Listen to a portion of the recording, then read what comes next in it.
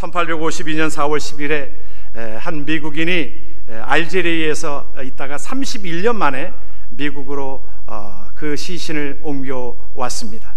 그때만 해도 대통령께서 그것을 영향하여서 그를 옮겨옵니다. 그 군함까지 보내가지고, 군함을 통해가지고 이제 그것이 미국의 뉴욕항에 도착이 되어지고, 또 그 열차편으로 그 시신이 또한 워싱턴으로 옮겨지는 그 모든 과정들 속에서 의회가 소집이 되어지고 모든 사람들이 경의를 표하도록 하였고, 대통령도 경의를 표했습니다. 그 사람이 누구냐 하면 존 하워드 페인이라고 하는 사람입니다. 왜 그랬을까요? 그가 작사한 그 곡이 있었기 때문에 그렇습니다. 작사한 곳을 여러분들이 보시면 무슨 곳인가 우리가 아마 알 수 있을 것입니다. 즐거운 곳에서는 날 오라 하여도 내 쉴 곳은 작은 집 내 집뿐이리. 내 나라 내 기쁨 길이 쉴 곳도 꽃피고 세우는 집 내 집뿐이요. 오 사랑 나의 집 즐거운 내 벗 나의 집뿐이리. 이것이 미국이 담겨져 있는 하나의 사상입니다. 그래서 이 미국은 그 가운데에 가족을 중심으로 인해서 건강한 가정, 건강한 그리스도로 향한 어떤 주춧돌이 되어지는 그리스도의 건강한 가정이 하나의 미국에 일으키는 모든 것들의 정신력인 것입니다. 그래서 그것을 희하게 여김으로 인하여 그자가 그곳에서 죽었던 그를 31년 만에 시신을 옮겨오게 되어진 것입니다. 우리가 이 시대를 향해서 우리가 말합니다. 뭐냐면 이 시대는 하우스는 있는데 홈이 없는 것처럼 점점 가정이 파괴되고 있는 것을 보게 되어집니다. 사회학자가 그랬어요. 모든 것들을 다 잃어도 가정이 있으면 그것은 아직 잃은 것이 아니지만 다 가지고 있어도 가정을 잃어버리면 다 잃은 것이라 그렇게 이야기하고 있습니다. 오늘 말씀에서도 디모데전서 3장은 그렇게 얘기합니다. 사람이 자기 집을 다스릴 줄 알지 못하면 어찌 하나님의 교회를 돌아버리요. 모든 것들이 가정으로부터 시작이 되어진다는 거예요. 가정에서부터 시작이 되어지고 그 힘으로 하나님의 나라를 이루게 한다는 것입니다. 여러분, 로마 제국이 멸망한 그 원인이 무엇이 있을까요? 로마가 그 멸망된 그 모든 것 가운데 정치적인 것도 아니었습니다. 군사적인 것도 아니었습니다. 로마의 그 모든 만연되어 있는 성범죄로 인하여 그것이 하나의 범죄였습니다. 성의 어떤 그러한 남용으로 인해서 성적으로 문란해진 것으로 인해서 결국에는 그 로마가 무너졌다라고 하는 것이 이것이 알려진 사실 아닙니까? 그래서 우리가 하나님 앞에 가정을 잘 지키고 가정을 보호하고 하나님께서 가정을 통해서 주시는 은혜를 흠껏 받는 것도 이것도 귀한 일이요 하나님의 일이라 믿어집니다.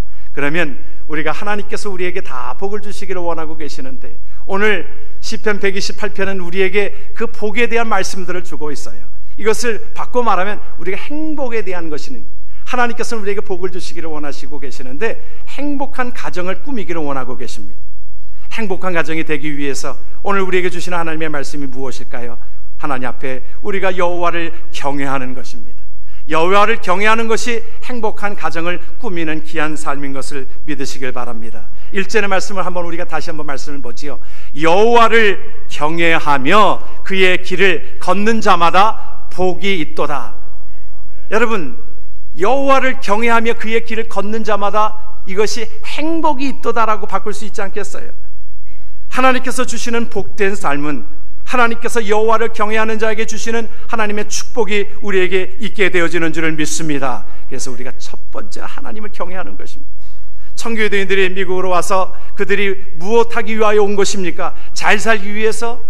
그들이 어떠한 것에 다른 것들의 자유함을 얻기 위해서? 아닙니다. 그들이 이곳에서 온전하게 하나님 앞에 예배하기 위하여, 하나님을 경외하기 위하여 하나님 앞에 찾아온 그들로 인하여 하나님께서는 그 모든 것들 속에 축복함을 허락하여 주신 줄을 믿습니다. 이것이 하나님께서 우리에게 복의 근원이 되는 하나님을 경외하는 겁니다. 여러분, 미국이 사실은 그러한 가운데 기초석을 내어 세우고 그 가운데 세워진 나라 아닙니까? 그런데 여러분, 미국이 참 1960년을 기점으로 해가지고 사실은 그때의 그 정권이 공화당 정권이었습니다. 그 전에는 아이젠하워 대통령이 공화당 우리 정권이었습니다. 사실은 미국은 민주당과 공화당으로 이렇게 참 양분이 되어져서 우리의 정권을 이렇게 서로 교체해가면서 하고 있는데 그 가운데 참 참 그래도 공화당은 그래도 하나님을 두려워하는 자들이 꽤 많이 있는 그런 당입니다. 그것이 이제 민주당으로 넘어가면서 그때 존 F 케네디가 대통령이 되어지면서 그때 바꾼 것 중에 하나 큰 잘못이 이제 공립학교에서 예배를 드리고 주기도문으로 암송하고 하는 그 모든 것을 폐지해 버렸습니다. 한 기관에 한 종교의 모든 것들이 편협됐다라고 생각이 되어져서 그들은 대통령도 이 성서에다가 손을 얹고 기도하는 그렇게 선서하는 나라임에도 불구하고 그곳에 이 모든 것들을 다 이제 없애버렸습니다. 지금으로부터 약 한 50년 전이지요. 그곳에 이제 자란 그 세대는 점점 어려워져 가고 힘들어져 가고 가정에 대한 개념이 점점 희박해져 가고 지금 급기야는 가정에 대한 개념이 어떻게 바뀌어졌습니까? 남자가 남자를 만나서 결혼을 하고 해도 가정이요, 여자가 여자와 결혼을 해서 가정을 이루어도 가정이요, 이것을 인정하게 되지 않습니까? 결혼을 주례하지 않습니까? 주례하지 않으면 법적으로 처벌받지 않습니까? 이렇게 되어져 버렸어요. 오래전만 해도 그것을 그렇게 얘기가 들었을 때 아니 소설하게 놀랄 일인데 지금은 놀라지도 않아요. 여러분들도 별로 놀라지 않잖아요.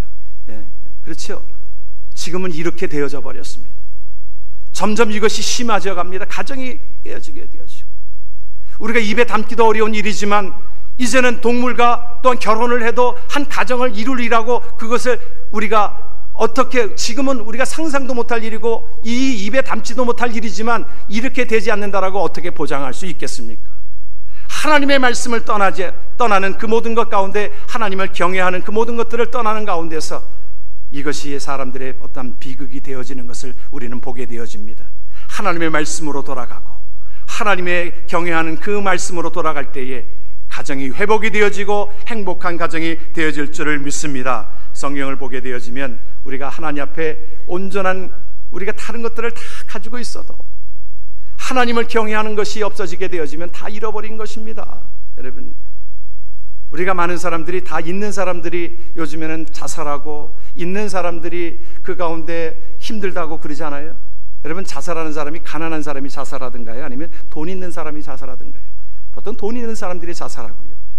또 명예가 있는 사람이 그것이 떨어지면 그것 때문에 자살하고, 공부하는 것도 보통 여러분 꼴찌 하는 사람들이 자살하든가요? 아니면 1등 하다가 2등으로 떨어진 사람이 자살하든가요? 여러분, 1등 하다 2등 떨어지면 그것이 상실감이 커가지고 자살을 하더라는 거예요. 저도 잘 모르고 여러분도 잘 모르죠. 뭐 1등에서 2등으로 뭐 이렇게 떨어진 경험이 별로 없으니까 잘 모르지만, 여러분 보통 보면요, 저희 학교 다닐 때도요, 저희 학교 다닐 때만 해도 한 반 클래스가 60명이었습니다. 중학교 고등학교 다 60명이었어요. 그러니까 60등이면 꼴찌예요. 꼴찌인데 제 기억에, 중학교 때로 기억이 되어지는데 60등 하던 애가 그렇게 행복하게 살더라고요. 보면 자기는 뭐 공부에 좀 늘 이렇게 좀 머리가 안 돼서 그렇다는 거예요. 그러면서도 그렇게 힘들게 살지는 않더라고요. 오히려 앞에 있는 아이들이, 그때만 해도 성적을 다 공개했습니다. 다 1등서부터 60등까지 다 공개를 했는데 어느 날은 이 60등 애가 굉장히 기뻐하는 거예요. 왜 기뻐하나 했더니 자기 앞에 있는 59등 하던 애가 그 애를 따라 맞힌 거예요. 걔가 59등 하던 애가 그냥 좀 아파가지고 학교를 좀 못 나오고 그래서 그냥 시험 성적이 그냥 59등 하던 애가 60등이 되어지고 바뀌어져 버리니까 걔가 가서 60등 하던 애가 59등이 되어지니까 59등 하던 애가 60등 애들을 그렇게 위로하더라고요. 하면 되더라고. 하면 조금 노력하니까 60등에서 59등 되더라고. 굉장히 기쁜 투로 얘기를 하더라고요. 그래요. 우리가 어떤 모든 것들 속에 우리의 인생의 행복은 성적순도 아니고 돈에 대한 것도 아니고 또한 명예에 대한 것도 아닙니다. 있으면 있을수록 더욱더 목말라 하는 것이 우리의 인생인데, 하나님을 경외하는 자에게 하나님께서 주시는 은혜와 복은 우리에게 기쁨을 갖다주고 행복한 삶을 갖다주는 줄 믿으시길 주의 이름으로 축원합니다. 여호와를 경외하는 것이 하나님 앞에, 그래서 고넬료의 가정은 사도행전 10장에 보게 되어지면 이방인이었지만은 그가 하나님을 경외하는 자로서 하나님 앞에 행복한 가정으로 쓰임받았던 것을 우리는 기억합니다. 구체적으로 그러면 우리가 여호와를 경외한다는 것은 무엇입니까? 여호와를 경외한다는 것은 우리에게 우리의 재정의 모든 것들을 첫 자리에 두는 것입니다. 별로 아멘 소리가 별로 없으신데, 여러분, 재정의 가장 고귀한 것, 우리가 물질에 대한 것은 우리가 귀한 겁니다. 우리의 마음의 중심이 거기에 있는 것이 아니라 이거조차도 하나님 앞에 이 모든 것들을 옮기는 것입니다. 재정의 첫째의 옮김으로 인하여. 그랬어요. 잠언 3장 9장은 우리에게 그렇게 말씀합니다. 한번 말씀을 한번 보지요. 내 재물과 내 소산물의 처음 익은 열매로 여호와를 공경하라. 그리하면 내 창고가 가득히 차고 내 즙틀에 새 포도즙이 넘치리라. 하나님의 말씀인 걸 믿으시길 바랍니다. 하나님께서는 그 마음의 가장 중심인 것, 가장 소중히 여기는 것, 이것을 하나님 앞에 드리라는, 첫 열매를 드리라는 거예요. 이것이 11조의 개념입니다. 하나님 앞에 11조의 개념은 바로 그런 것입니다. 하나님 앞에 내가 귀한 것인데, 물질의 이것을 10이 다 주의 것인데 하나님 앞에 내 인물의 물질의 주인이신 하나님 앞에 이것을 드립니다. 고백되어지는 것이 11조의 개념인 것입니다. 그래서 우리가 여호와를 경외한다라고 하는 것은 물질관으로부터 시작이 되어집니다. 내 가장 고귀하게 여기는 것, 이것을 하나님 앞에 첫 열매로 하나님 앞에 드려집니다. 이 고백이 우리의 삶의 고백이 되어지길 주의 이름으로 축원합니다. 하나님을 경외한다는 것은 구체적으로 무엇입니까? 우리의 관심사의 첫 자리에, 여러분 관심의 첫 자리에 주님을 모시는 것입니다. 하나님의 말씀을 한번 우리가 함께 고린도전서 10장 31절을 한번 보지요. 그런즉 너희가 먹든지 마시든지 무엇을 하든지 다 하나님의 영광을 위하여 하라. 여러분, 우리의 삶 속에 모든 관심이 하나님께 있습니다. 먹든지 마시든지 무엇을 하든지 내가 하나님의 영광을 위하여 하는 삶이 되어지길 주의 이름으로 축원합니다. 하나님이 기뻐하시는 일들을 위해서 말을 할 때도, 여러분, 하나님이 보고 계십니다. 하나님께서 보고 계시기에 이 말도 우리가 거친 말이 아니라 사랑스러운 말을 하고 남에게 격려하는 말을 하고 그러는 것을 하나님이 좋아하시지요. 우리가 신앙생활을 하다 보면 내가 행동을 하는 것, 말하는 것, 내 삶 속에 무엇이 하나님을 기뻐하시는지를 알아요. 여러분 아시지요? 여러분, 하나님이 기뻐하시는 일들. 그래서 어떤 분은 보면 우리가 어떤 것을 절약해가지고 하나님이 기뻐하시는 일들 무엇이겠어요? 하나님의 나라 확장하는 것 아닙니까? 하나님의 백성 살리는 것 아닙니까? 그 일을 위하여 쓰임받게 되어지고 하나님 앞에 그것을 하나님이 기뻐하시는 일들을 감당하게 되어지면, 하나님의 영광을 위하여 살아가게 되어지면 하나님께서 우리의 삶을 축복하신다라고 약속하신 것이 하나님의 말씀인 줄 믿으시길 바랍니다. 그리고 또한 하나님을 경외한다는 것은 무엇입니까? 어떠한 상황에서도 하나님을 먼저 찾는 일입니다. 하나님이 뒤편이 아니에요. 내가 어려움 속에서도, 내가 어려움을 닥치고 힘든 일을 닥칠 때에 내가 다른 사람들에게 전화하고 그러는 것이 아니라, 의논하는 것이 아니라 먼저 하나님 앞에 예배하고 하나님 앞에 나오고 기도로 나아가는 것을 하나님이 원하고 계시는 것입니다. 그래서 하나님께서 시편 50편은 그렇게 말씀하고 있어요. 말씀을 한번 보지요. 환난 날에 나를 부르라. 내가 너를 건지리니 내가 나를 영화롭게 하리로다. 할렐루야. 하나님 앞에 여러분들 어려움이 있을 때에, 힘든 일이 있을 때에 먼저 하나님 앞에 간구하십시오.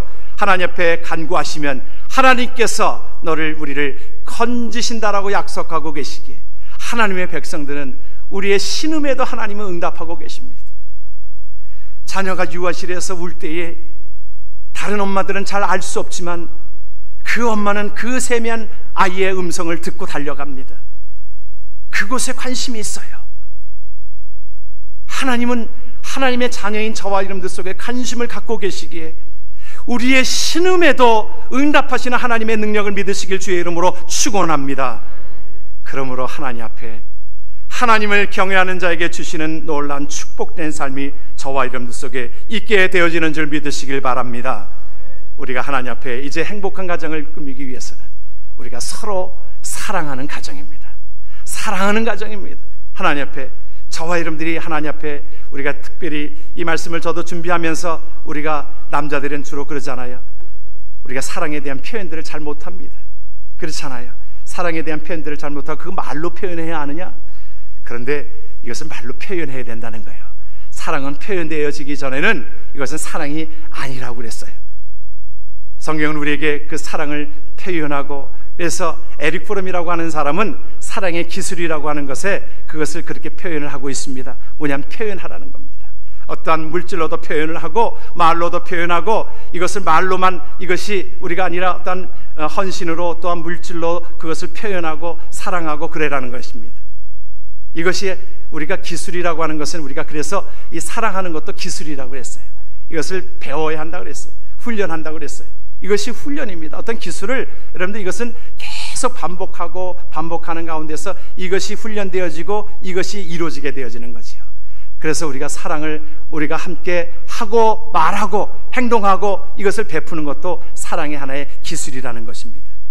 우리 옆 사람이랑 좀 그렇게 인사 한번 하십시다. 당신을 사랑합니다. 이렇게 표현하세요. 당신을 사랑합니다. 사랑합니다. 우리가 하나님 앞에 그래요. 우리가 늘 이 의학적으로도요, 이 우리가 사랑한다, 또 우리가 하나님의 나라에 대한 말씀 들을 때 뭐라고 말씀드렸어요? 미제 용사, 그렇죠? 미안합니다, 죄송합니다, 용서하세요, 사랑합니다. 이 말이 하나님의 나라의 언어라고 그랬어요. 이것을 자꾸 이렇게 하다 보면 우리 뇌는 우리가 자기가 한 말을 주어를 이 뇌는 주어를 잃어버린답니다.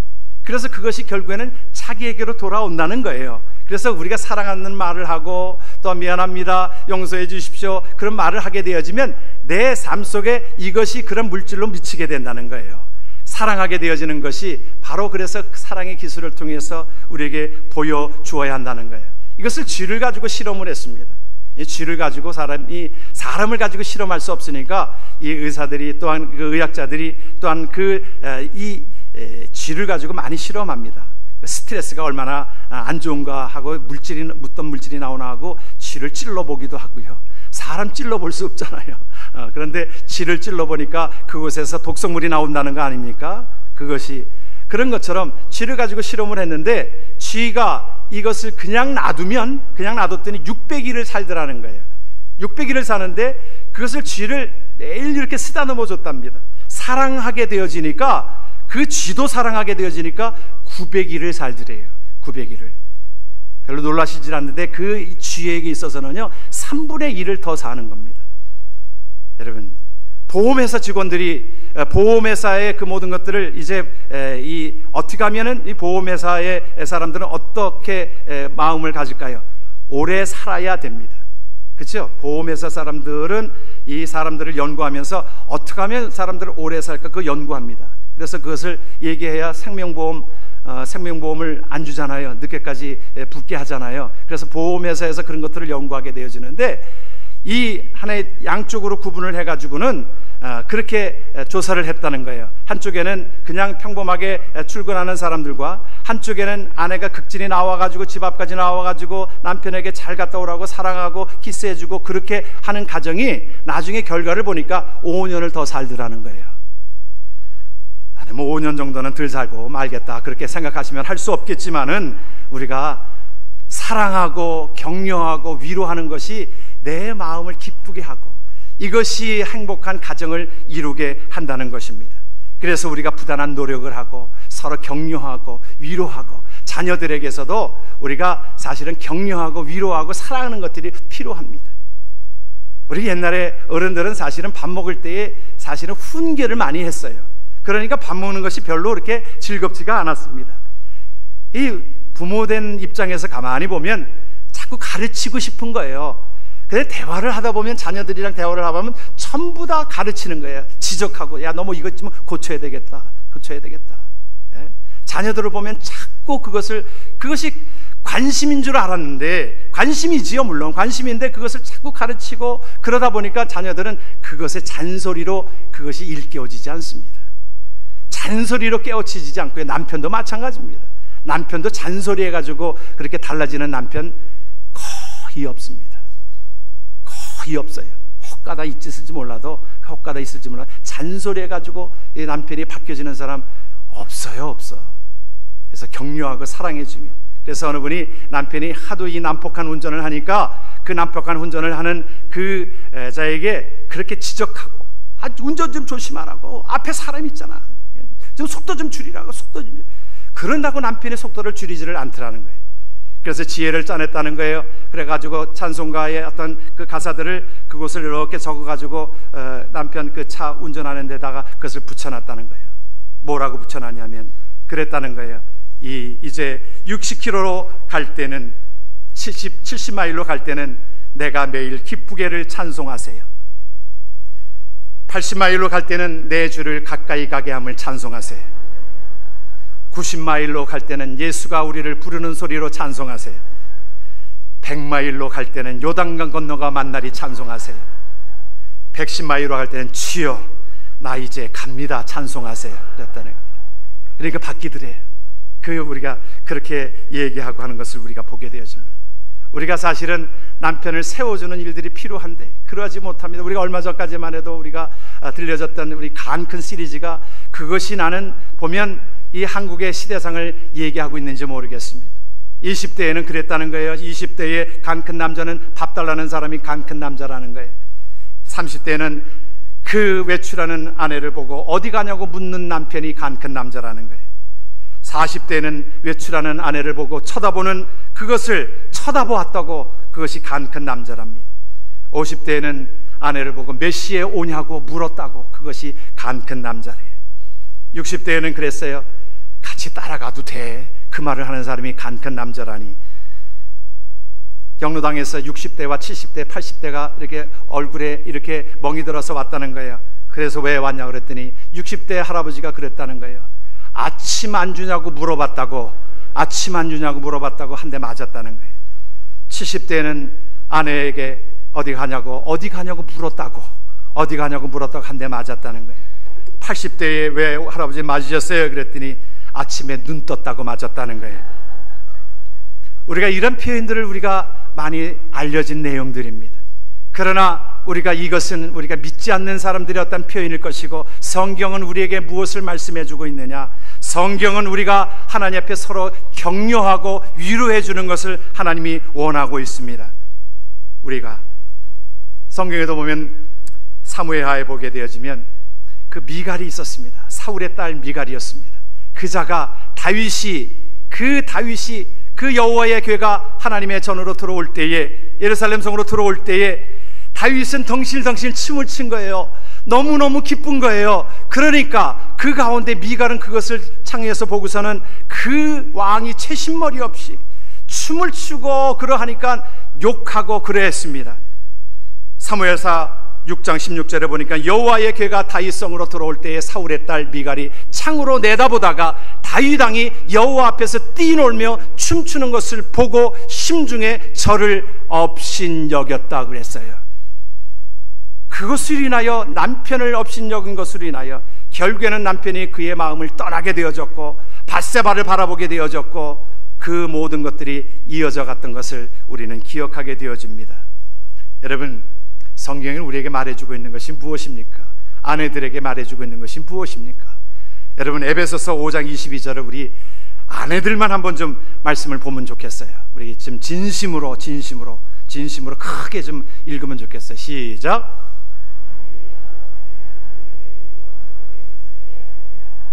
아니, 아내된 분들이 이 정도밖에 안 됩니까? 우리 교회에 아내된 분들이 훨씬 많은데 다시 한번 좀 크게 하십시오. 시작.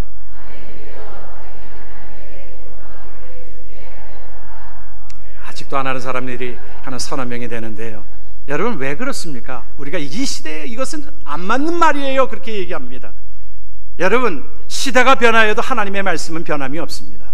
여러분, 시대가 변화해도 여러분, 남자가 애를 낳을 수 있어요?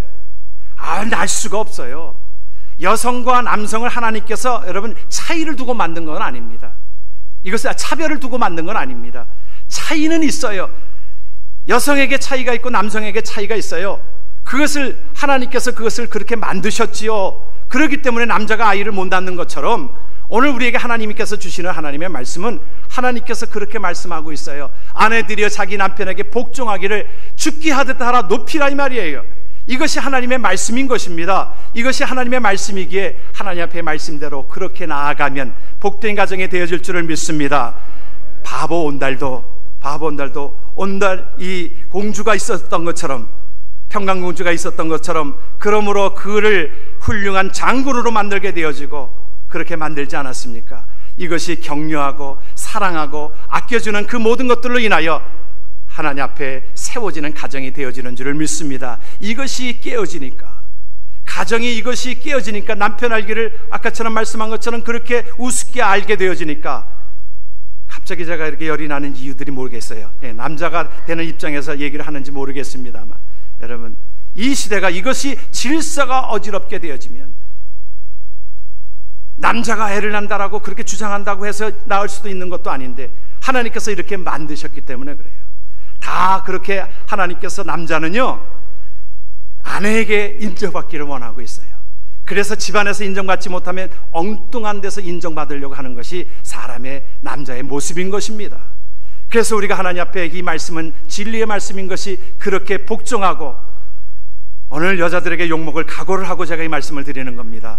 하나님의 말씀인 것입니다. 그러기에 이 말씀대로 행하게 되어지면 하나님께서 복된 가정이 되어질 줄을 믿습니다. 여기까지 얘기하면 아마 내려가지 못할 것 같아요. 성경이 우리에게 말씀해주고 있는 그 다음에 말씀이 있습니다. 이 말씀은 사실은 남자들에게 하는 말씀인데, 한번 말씀을 다시 한번 보시지요. 같이 한번 남자들만 읽습니다. 남편들아, 아내 사랑하기를 그리스도께서 교회를 사랑하시고 그 교회를 위하여 자신을 주심같이 하라. 아멘. 누가 더 어렵겠어요? 사실은 목숨 바쳐서 한 아내를 사랑하고 주께서 교회를 위하여 자신을 주신 것처럼 우리의 아내를 위해서, 사랑하는 가정을 위하여 목숨을 바쳐서 하나님 앞에 드리라고 남편들에게 그렇게 말씀하고 있는 것이 하나님의 말씀인 것입니다. 이것이 하나님께서, 이것이 하나의 차별이 아니라 차이를 가지고 우리에게 말씀해 주신 것을 하나님 앞에 기억함으로 인하여 하나님 앞에 온전하게 나아가는 하나님의 복된 가정 되기를 주의 이름으로 축원합니다. 온전한 가정을, 행복한 가정, 여호와를 경외하는 가정, 또한 서로 사랑하고 격려해 주는 가정, 그것을 인하여 행복한 가정이 되어질 줄 믿습니다. 행복한 가정으로 하나님 앞에 영광을 돌리는 귀한 자들 되기를 주의 이름으로 축원합니다. 아멘.